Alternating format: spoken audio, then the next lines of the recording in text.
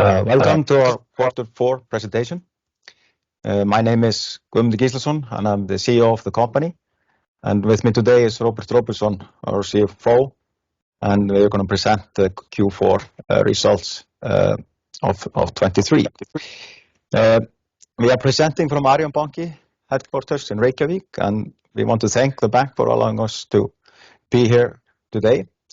Arion Banki was the first bank to finance the company back in 2013. And I can still remember the phone call when I was driving from Eastfjords to South, when they called up and announced that they will give us loans that we could use to build up the company, biomass and top-of-the-line equipment.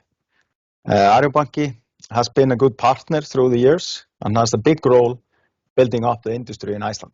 So thank you. I also want to thank you who are here today. This is our first presentation outside our offices. Usually been using Teams, and we listed the company back in beginning of COVID, and so technology has been a great help, but it's also good to be face to face and have a good discussion. And also you online, thank you for being with us. Our highlights of the quarter is that we succeeded in building up biomass as planned. And it's not always easy to plan in fish farming, but we are really proud of being able to stick to what we have been saying in the last quarters and managed to triple the biomass during 2023 from about 5,000 tons to 16,000 tons. And we had quite low mortality and biological status in the quarter was pretty good, except for one site where we had more downgrades than anticipated due to winter wounds.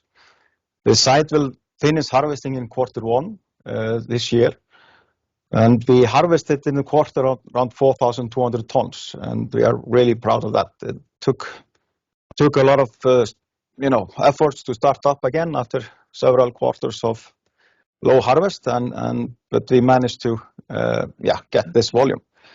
And guiding for 2024, based on our good biomass status and build-up, we can stick to 21,500 tons and be on track to become the biggest farmer in Iceland.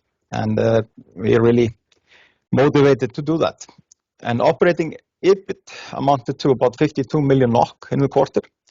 That gave us about 12.3 NOK per kilo. Due to the winter wounds and downgrades, the sales price was lower due to that, but we are still quite happy regarding the sales, and the quarter was a little bit fluctuating up and down on prices. The prices increased later in the quarter than anticipated. And then we have a new CEO appointed, and I will go better to introduce him in the coming slides. Then I hand over to Róbert. He will go through the financials. Thank you, Guðmundur. Good morning. As Guðmundur mentioned, I'm Róbert Róbertsson, CFO of Ice Fish Farm. I have prepared a brief overview of the 2023 and Q4 financials. 23 was a big year in the history of Ice Fish Farm. A year where we took necessary actions to lay a foundation for future success. After a harvest break from the beginning of 23, we resumed harvesting in late September 23. And during that period of the harvest break and the whole year 23, we put focus on building up biomass, like Guðmundur mentioned, and implementing improvements to our infrastructure, improving quality, improving and implementing biosecurity initiatives, as well as to increase our production capacity. We also took the company through a financial restructuring, where we refinanced all loans within the group and simplified the loan structure, as well as to increase the equity through a private placement and subsequent offering. We furthermore streamlined the group structure by merging 3 companies, and that merger was effective as of 1st of January 23. So our financial health remained robust at the end of 23, with around 67% equity ratio, which is consistent with the previous quarter, Q3, and an improvement from 62% equity ratio at the beginning of the year. So if you take a look at the left-hand side on the slide, you can see how the total asset balance has increased in 23 in Evolved. So the total increase of assets amounted to 1.4 billion NOK and ended at roughly 5 billion NOK at the end of the year. The biggest impact there was heavy investments in our biological assets. So the book value of biological assets, including fair value adjustment, increased by around 1 billion NOK during the year and ended at 1.3 billion NOK at the end of the year. As expected, net investment in biological assets decreased or was lower in Q4 compared to other quarters, and that is due to the fact that we started harvesting quite heavily in the fourth quarter. We did also see a significant increase in fair value adjustments to our biological assets, and that is mainly due to the fact that the forward prices were higher, due to higher forward prices in our calculations. And total liabilities increased by 290 million during the year. So we go over to the next slide. Here's a high-level overview of net interest-bearing debt. First of all, Ice Farm is fully financed through 2025.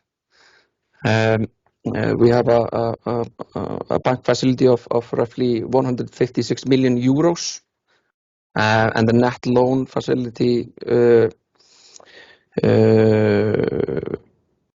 from the bank syndicate amounted to 112 million euros at end of year. So undrawn facilities around 44 million euros. On the left-hand side, you can see how net interest-bearing debt evolved through the year. As I mentioned, we have been restructuring the company. We increased the equity, and the fluctuations in the year reflect that. On the right-hand side, you can see how net interest-bearing debt evolved in this flow chart in Q4, and the main items that affected net interest-bearing debt. And the first would be EBITDA, which reached 85 million NOK in the quarter. The first quarter where we are harvesting in all months. And like Guðmundur said earlier, the harvest volume reached roughly 4,200 tons, making the total harvest for 23 4,400 tons. We harvested around 200 tons in September, Q3. The cost level was stable quarter over quarter, but like Guðmundur mentioned, the price achievement was lower in Q4 due to the fact that we harvested smaller size fish and due to quality impacts. There was fish we harvested in one of our sites that was impacted by winter wounds. That site will be harvested out in the first quarter 24. So we expect the price achievement to be affected by that in the first quarter. Investments in working capital amounted to 36 million NOK. The biggest contributor there is investments in biological assets. CapEx investments reached 99 million NOK, making the total investments, CapEx investments in 23 reaching over 230 million NOK, which is surpassing the initial projection of 200 million NOK, and the main reason is unfavorable currency fluctuations as well as basically higher prices than we anticipated. And we plan to continue our journey to improve production quality, increase biosecurity and production capacity, and to reach a stable 30,000 ton annual production, which is the first milestone. And I would say that this goal is reflected in the updated CapEx projection for 24, which we are increasing from the initial 210 million NOK to around 290 million NOK. And the final item in the flowchart is financial items, which are amounted to 44 million NOK. The main contributor there is financial cost of 37 million NOK. So 2023 was a turnaround year for Icefish Farm, where we restarted our production and increased quality, implemented necessary biosecurity measurements, and took the company through a restructuring. So the financial health is very good at the moment, and I think the foundation for future success has never been as good as today. Thank you.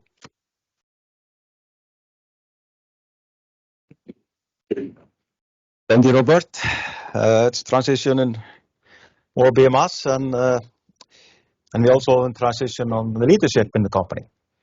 I've been in many roles in the company from starting it in spring 2012, and step by step been delegating responsibilities to new members, and it's been a joy ride, and the goal of building up a large salmon farming company, delivering premium certified sustainable salmon with about 200 employees and making positive impact on the communities we operate in has been achieved. So we're at a good place, and I'm proud of what we have done and look forward to hand over newly appointed CEO Roy Tore Rikardsen later this year. Roy Tore brings over 20 years of experience in the salmon farming industry. He has expertise in operations in cold water, like we have in Iceland, cold water, in regions like north of Norway and Canada. He will bring strategic vision and operational focus. For example, he will be located on the East Coast to where all the action is. And in his skill sets, he aims to develop the company and focus on excellent operations, animal welfare, and environmental safety. Rikardsen has a comprehensive experience across the value chain. So currently he's, for example, running a 40,000 ton harvesting station, and earlier in the Canada process. So the whole value chain has been covered by him, and hopefully we can gain his experience and continue the road on better production. We welcome him on board. He's expected to start would think around summertime, but this is in development. We don't have a fixed date yet, but until then I am acting as CEO for the company, and it will be announced later when he will step in. Then we go into operation performance, and that's where all the emphasis has been the last years to do things better and get things on a state that we are proud. We have small stations in Iceland, one on the south coast in Þorlákshöfn, close to Reykjavik, and then one on the north side of the island, in Kópasker and Rifós, close to Húsavík. So we name them Land South and Land North just for simplification. Some of you maybe not up to date on that. But Land South, which is in Thorlaksöfn, has embarked on a transformative journey, setting new benchmark in aquaculture through a series of strategic improvements aimed at optimizing operations and evaluating quality standards. These enhancements, both implemented and underway, signify our commitment to excellence in fish health, welfare, and operational efficiency. And we did several steps in the quarter, and sorry, I'm private. For example, grading efficiency, we have put in one more grading before we vaccinate the fish. That simplifies the process and also makes it faster. We have enhanced biosecurity upgrades, extra fish traps, cleaning stations in every house, and new broodstock locks, bolster safety and environmental protection. Water quality and fish health by installing degassers in tanks, a new oxygen system in pre-smolt department significantly improve water quality and fish health. We have plenty of water in Iceland, but we need to handle it well, so it's in good environment for the fish. And we transported fish from north to south, as we have more capacity of starting fish or eggs in north at the moment, and we managed to move like 300,000-400,000 fish from north to south, as we have quite a good capacity of bigger smolts in the south. So we are optimizing both sides of the country to utilize the capabilities. And that will add around 230 tons of biomass that we can put out to sea, about 300,000-400,000 fish extra by doing this maneuver. And this is what's highly successful, and we plan on keeping this as a tool to even out the different capacities at the sites. And then on Land North, close to Kópasker and Húsavík, we have both freshwater and post-smolt facilities. And specifically at the Rifós freshwater site in Kópasker, we have saltwater site. And Rifós underwent a complete rebuild in 2020. So by enhancing the operational efficiency, and has been operational ongoing construction since then. So we've built it up, started in 2020, and it's been a great success story how with new technology, new quality standards and procedures that the fish is remarkable good. And we are building out a new house there, a new grow-out house is under construction at Rifós, designed to accommodate 10 to 30 gram fish. So we get the eggs, then they have start feeding, and then we have on-growing 10 to 30 gram, and that's being added now for further biosecurity. That means we can take all the fish in and clean, and then the next generation come in. So there's no interaction between the generations, and that's important for biosecurity. We are adding capacity in Kópasker. Currently we have like 7,200 cubics available, but we are building up for 1,500 cubics at that site. And we plan to have that ready for the spring 2025 generation. So we are doubling the capacity there. And the Land North had a landmark year. The output, the transport from tanks to sea, the wellboat, and then to the cages went really well. And they had a less than 2% mortality after 60 days in sea. So that's like close to industry standard. And at sea, we managed to harvest 4,200 tons, as I already mentioned, and with an average weight of 4, we would have liked to have that a little bit higher. But the average sea temperature was close to normal. By the end of the year, we had achieved a significant biomass increase 16,000 tons and 8.9 million fish in the sea. That's about 45% of the fish in Iceland in the sea. And that's up from 5.8 million fish. So it's a growth, and this growth underscores the success of our operational and health management improvements throughout 2023.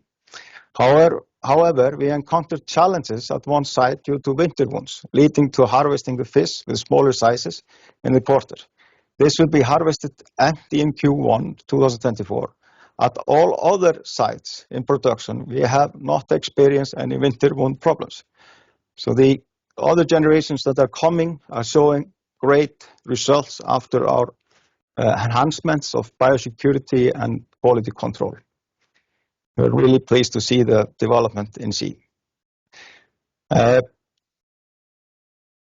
looking ahead, we are able to keep our production and harvesting goal of 21,500 tons in 2024. And that's up from 4,400 tons this year. So it's going to be a big year. Research and production is expected to positively impact our costs per kilo, benefiting from economies of scale now in place. So now the ball is rolling. Research and projection with our comprehensive infrastructure, employee, sites, cages, barges, cameras, boats, and highly efficient team, our operational capacity is optimized for increased utility and efficiency. And we go to the next slide. During the quarter, we had operational capacity of up to 27,000 fish per shift in the harvesting station. And we are really proud of that. It's a lot of fish, and we need to be able to handle a lot of fish going forward. So, but we still have programs to increase it as we want to be able to take big days, and that's being worked on at the moment. And we are on track of obtaining ASC and BRC certifications in the second half of 2024, signaling our commitment to maintaining high quality standards. Currently, we have AquaGAP standard, that's sustainable standard that our fish is sustainable produced. And then we have also whole food standards, and then in addition we are putting up ASC and BRC. So that's a standard that is quite comprehensive on not only how we do things in the production, but also how we behave in the communities. We have then regular meetings with the people who live around our operations. So the connection between the company and the area that we work in, that's important to us, and we need to be responsible in our actions. And all in all, outlook has not changed much from Q3 report. We are on track with biomass build-up and achieving what we have aimed for last few quarters. But to summarize, market prices are good and looking good in the near future. Harvest outlook Q1 4,100 tons and full year 21,500 tons. Company is fully financed out 25. Growth in action and aim to reach around 30,000 tons with our current investment program. Our top priority is to be a responsible farmer and in process to implement ASC certification. The reason for we are here in Arion today is to introduce the company better to Icelandic investors, and we are still looking into dual listing in Iceland. And it's interesting to be here today and finished the presentation, and thank you for listening. If you have some questions, then please connect them in the chat or fire away here in the room.